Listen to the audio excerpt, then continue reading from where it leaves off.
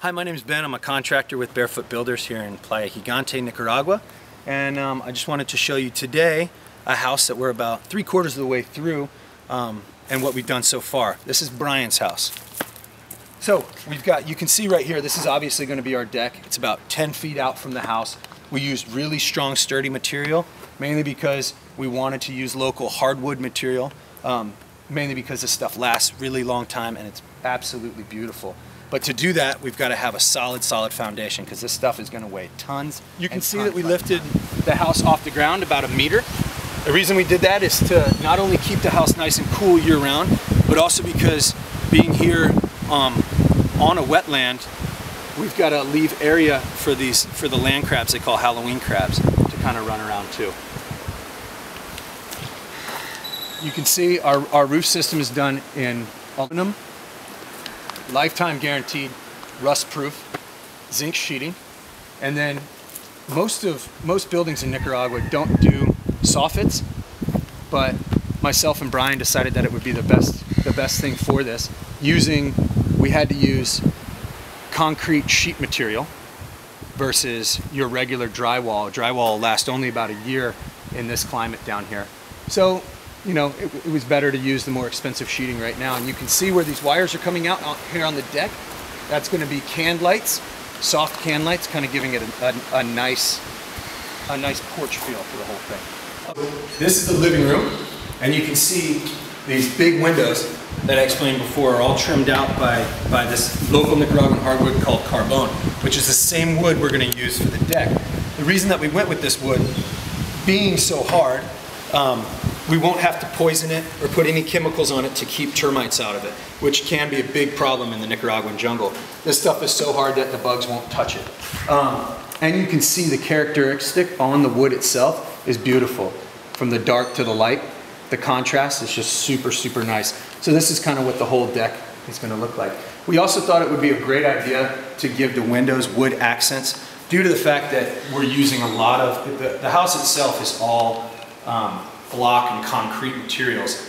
And then the interior as well, we went with an industrial look using galvanized paneling and left the zinc roof showing, using galvanized electric tubes as well, which I thought would be kind of neat, the contrast between the warm wood and kind of the harsh concrete. So the interior walls themselves, we used a product called Coventec, which is styrofoam with a steel mesh around it, and then you just plaster over it to create these concrete walls.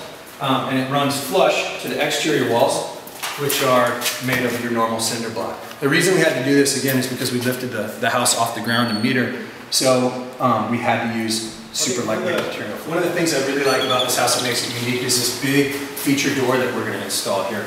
We're out of the same wood that we used for the deck and that we used for these windowsills, that carbon, that hardwood. We're going to build a big door for the big sliding door opening out onto the deck.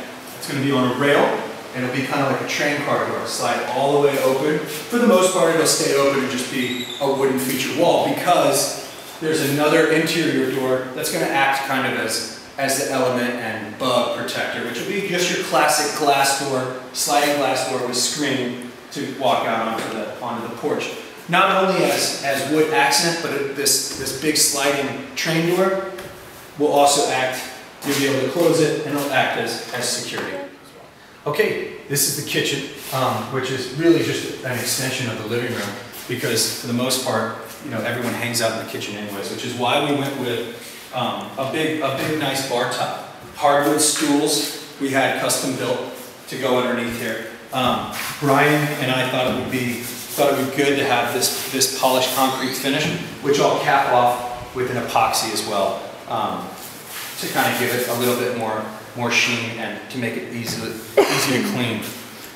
You can see that in the kitchen, on kind of our peninsula bar, is where the sink's going to go. Stainless steel sink, and then we'll have big wooden cabinets, big corner cabinets, all custom made. And then of course down here there'll be shelving, cabinets, and various different drawers. This is where your stove top and oven are going to go, and then big stainless steel refrigerator right here as well.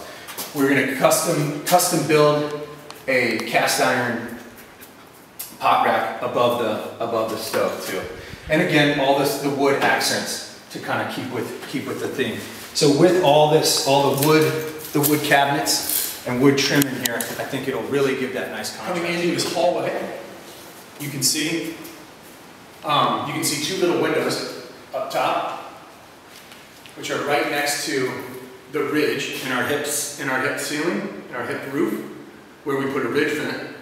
That's where all the hot air will be able to kind of escape from the gaps in each of the rooms, because you can see we use drywall to make ceilings in here to kind of give it its own enclosed room feel. And in the future, Brian is going to install air conditioners in here. All right, coming into the next room. It's the same dimensions, all the same materials that we used. Each of the rooms are going to have their own fan and light combo in here. And then we also custom made adult size bunk beds for Brian as well. So his whole family can come down and enjoy the three bedroom. I'm now back into the hall. Again, with the reason we use the big windows, keeping that light, not only the light, but the way that we position this house from east to west, allowing for that constant world-famous Nicaraguan offshore wind to kind of blow through the house. All right, into the master. And all of these doorways will be trimmed with that same, keeping constant with the carbon hardwood, with regular interior doors, lighter interior doors. This is the master. We gave the master a closet. What we're going to do, carpenters and I have been talking about doing a couple of smaller shelves on the bottom with a railing across the top for hanging and a big storage shelf up top. We're also going to have a track closet door sliding up and down. Big custom-made queen size bed, and again all the trim, wooden trim windowsills. Taking into the bathroom.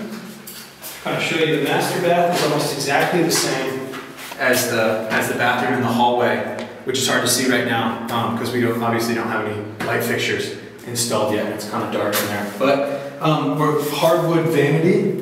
And the wood that we're using for the vanity is actually Guanacaste, which is a local hardwood as well, and absolutely beautiful. So both the same vanities with Guanacaste, medicine cabinet and mirror above it. Hot water. Brian really wanted hot water, which I think is a great idea down here. I know we live in the tropics, but you can get out of the surf sometimes, especially in January and February, and it's nice to have hot water. So we use an on-demand water system, which I'll show you outside. Super efficient. And the infrastructure of the house. Most places in Nicaragua, if you're going to buy land, are completely raw land. And so infrastructure is something that we don't really think about in the first world, in the US or Canada, when building. But it's something that definitely needs to be considered down here, and the way that they do it. But this is Brian's septic system. It's about 8 feet down and about 13, 14 feet long.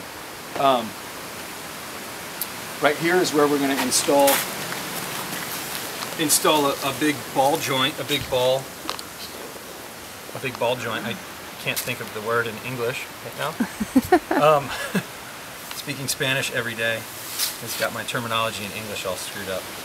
But it's going to be where we will be able to pump this out. The idea, that's only a backup. The idea is that with a septic system this big and a leach field the way that we built it, you'll never have to pump this. And if he does, it'll be 10 years, 15 years down the road.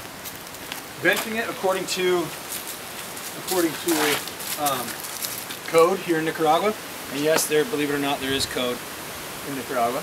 And then there's a good 18, 19 feet of leach field before we laid broken brick, which is the best absorbent, and then on top of that goes pure blue gravel, and then on top of that we have a layer of that red volcanic stone too, which is really porous. And it's where the leach field is. 4-inch tubes come out with thousands of holes drilled in the bottom of them, so if this thing ever does fill up, it leaches out. Right next to it in the same leach field is another tube that's strictly gray water. So again, building it so that the gray water system, you never need to repair that as well. Things that second nature in the US, but don't really happen that often down here.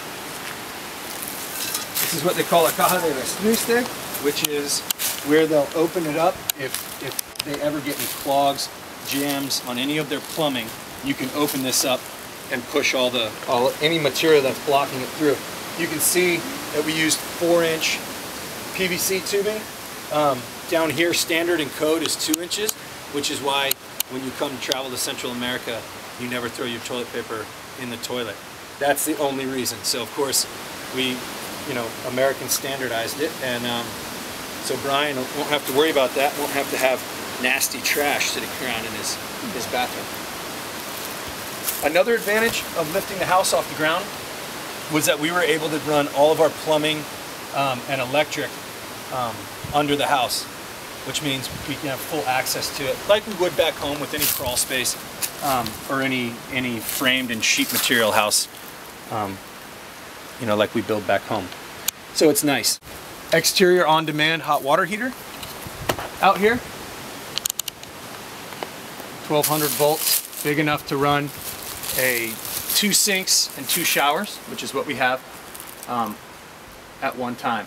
Super efficient technology, and I'm glad they sell these down here in Nicaragua these days, so we don't have to deal with tanks and that kind of thing, because it is nice to have hot water, even though we are 12 degrees off the equator. It's nice to come back from a surf and be able to have hot water. Right here is where we'll have a utility access staircase.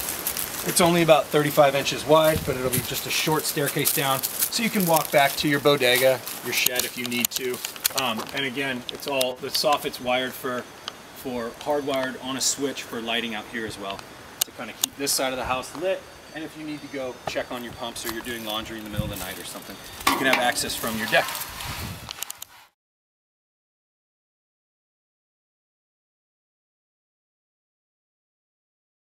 Had oddly shaped feet. Hold on.